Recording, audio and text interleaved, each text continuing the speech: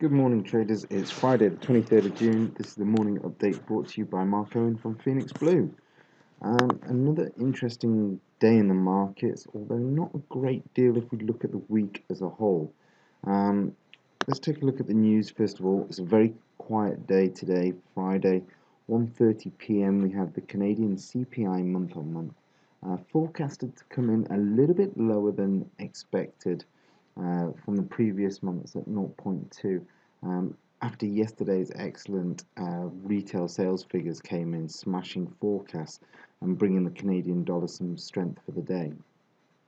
Now, the analysis that we gave yesterday on the Canadian dollar, we'll come back to it in a moment, was that we expected a pullback, and you'll see the chart, so I'm just going to mention it very briefly and we'll talk about it again, was we expected a pullback to that support level before we may see some dollar strength resume.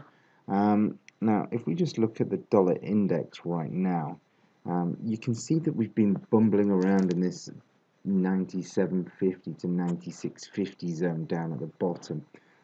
Before the dollar strength resumes, we need to see a break of that red line.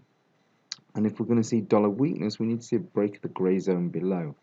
The reason I've only put arrows to the upside is purely down to our analysis through the commitment of traders. We're seeing heavy buying, or we were seeing heavy buying. We'll be waiting until the new data comes out this evening around 8:30 p.m. To see what the stance is in the market. There'll be no new positions laid out in the market from myself today. It's just a matter of managing positions. What was a fantastic week has come back a little bit on me, and that's only profit. I'm happy with all where my stops are. We've banked money throughout the week. The next thing is now it's a matter of just managing those positions according to our rules and not taking any more risk where necessary. So looking at the dollar index here, no clear direction. We need to, before we add into any positions, we need to see a direction, and that will be confirmed by a move above the red line or a close, lower low, lower close below the grey zone. So it's a patience game now in terms of kept trading dollar index or its major markets respectively, which would be the euro, the yen, sterling, Swissy, etc. Look at the euro dollar. You can see here it's very similar picture to what we saw in the dollar index. Key level to be watching here really is that major even handle sort of 1.11, which is just through the low of this tip of the wick here and these lows here. You can see that if you were to look at this on a weekly chart, you'll see that the weekly chart is just in a retracement, and I would expect the retracement to come somewhere down into this region here. According to any, whether it's a daily chart or the 4-hourly chart, we're seeing nice movement and shallow retracement. There's very little upside from the buyers. The pressure is to the downside. We've got extreme highs in commercial contracts short in this market, so I'm favourable to the short side. However, obviously, it doesn't guarantee the move to the downside. We are in consolidation up at the top at structure if we look left. So now it's a matter of, again, waiting for that prime opportunity. So we've got a trade in, we've banked profit, we've reduced our risk. Oh, sorry, I just clicked the button by mistake. So if we are going to add into anything, I want to see a break and close below these lows here. If we are going to rally to the upside, then this market's probably going to go up and test that 1.1450, at which point this will add, we'll see the commercial start building an even bigger short position if that is the case. And then we'll be looking for some potential tops in the market up at around that point. However, for now, our focus remains short from current levels, but to take any further additional trades on this particular market, we're looking for a break to the downside. Okay, dollar yen.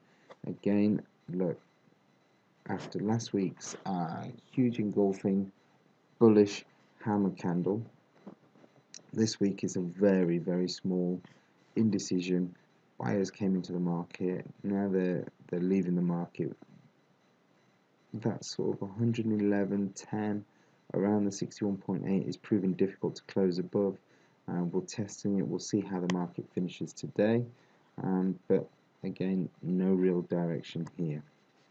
Sterling, well, you can see positions at break even. We banked money the other day, taking out half our position. Daily chart showing clear downtrend.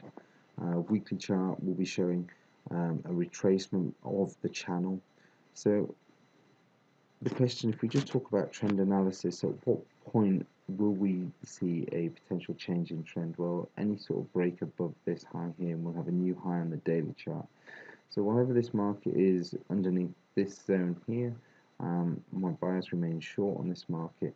In terms of cable, the only sort of news that you can see through Bloomberg and any of the charts in the markets at the minute is about confusion in terms of where is the UK going with Brexit. There's no clear direction.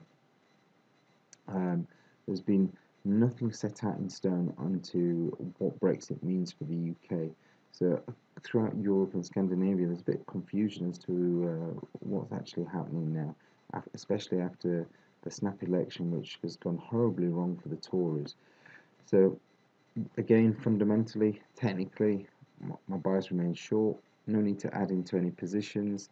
I will be watching a break of this area here for a potential add-in to take it back down to the 123s. But again, patience. So dollar CAD yesterday, this is something we highlighted. Okay, I'm offside at the minute, but when it was up here and we were seeing a retracement, yesterday's analysis, if you go back and watch yesterday's video, was I expected the market to pull back into this lower trend line, but the retail sales were extremely good from the Canadian dollar, and it's brought it a little bit lower than the trend line. But you can see a grey box I've got here. If you drop down the time frame sort of to the 1 hourly or the 4 hourly, you'll see a really nice support level. So if the dollar is going to hold, we'll probably see some sort of buying here, because this is where the impulse move came in from the Canadian dollar the other day. So we'll see if the buyers are going to come back in at this point. We do have extreme longs from the commercials. So if we are going to come back in, we will probably see something from this sort of zone here, and a push to the upside. Target wise, I'll be looking in around 134.50s, this zone here. You can maybe look a little bit lower at this particular swing low over here, depending how aggressive or how much you like to see your trades move. Finally, gold. So gold has treated us very well so far. We are in a bit of a retracement, which I would expect after seeing it come from 1300 right the way down to 1240s. We're currently sat at 1253. You can see our stops just up here around 1260, 1255, 56, somewhere like this. And I would expect to see the market somewhere sit around this point, and if the dollar strength is going to resume, we'll see this come back down and test the lower part of the channel. We're sticking to our trade management rules, very, very disciplined. You know, it does mean we have to watch profit decline, i.e. our P&L could be showing, just for round numbers, let's say our P&L shows £10,000 profit on a particular trade, and then 2 days later it might only show £2,000 profit because we're in a retracement like this, current 3-day pullback, and then next thing you know, the trend or the correction back to the downside resumes, and you'll see that profit come back in front. You've got to decide if you can stomach watching profit leave your account, because remember, profit, open P&L is never profit until you've banked it. So you've got to think about the type of trader you are. Can you log into your account, and are you able to watch your profit increase and decrease without it mentally and emotionally affecting you? If you can't, then maybe sort of the longer term trading isn't for you. You've got to be able to watch your account show positive P&L and then fluctuate into negative P&L and then go back into the profit.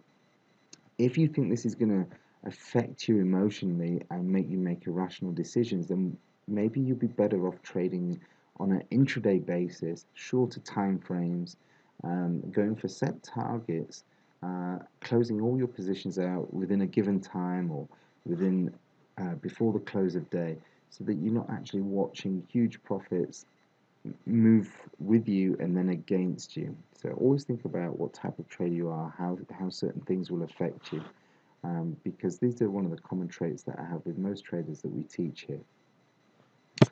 Okay guys, that's it from the charts. It is Friday. It's a great day. Why? Because that means we can have an early finish today, or I will anyway. And then we've got the weekend to enjoy with family and friends. But there is one thing that you must always do at the weekend if you want to succeed at trading, and that's get your analysis done. Okay, whether that means you have to wake up at 4 a.m. on a Saturday, like I'd like to do, and get it done, or whether you're the person that likes to do it on a night time when everyone's gone to bed. But make sure you do your analysis, and remember, this is the preparation. This is what's going to set you up for success the following week.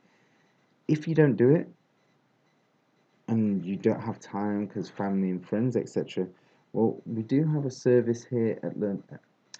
We do have a service here that will help you learn and assist your trading throughout the week, which is called the Investor Insight Pack. Okay, so the Investor Insight Pack, if this is something that might be of interest to you, it's a weekly analysis. It gets sent out on a Sunday night. It's of all the major markets that we believe are likely to move, whether it's Forex, commodities, global indexes, with COT analysis. It is a monthly subscription for a quarter, so for a minimum of three months. If this is something that you think might assist you, drop us an email to info@phoenixblue. In the subject line, put Investor Insight Pack.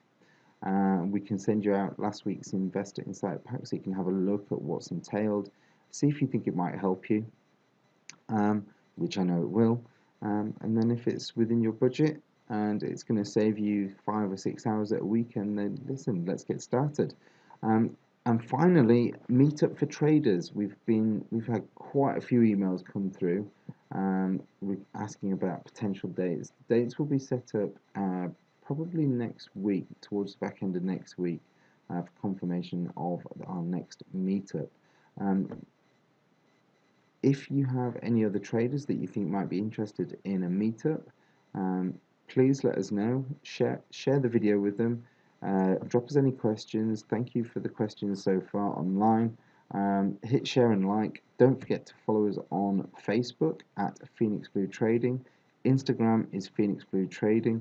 On Instagram, on the daily stories, we'll also post live trades that we're going to take. So make sure you are on Instagram and follow us at Phoenix Blue Trading. Okay, guys, have a great weekend, and we will see you soon. Bye bye.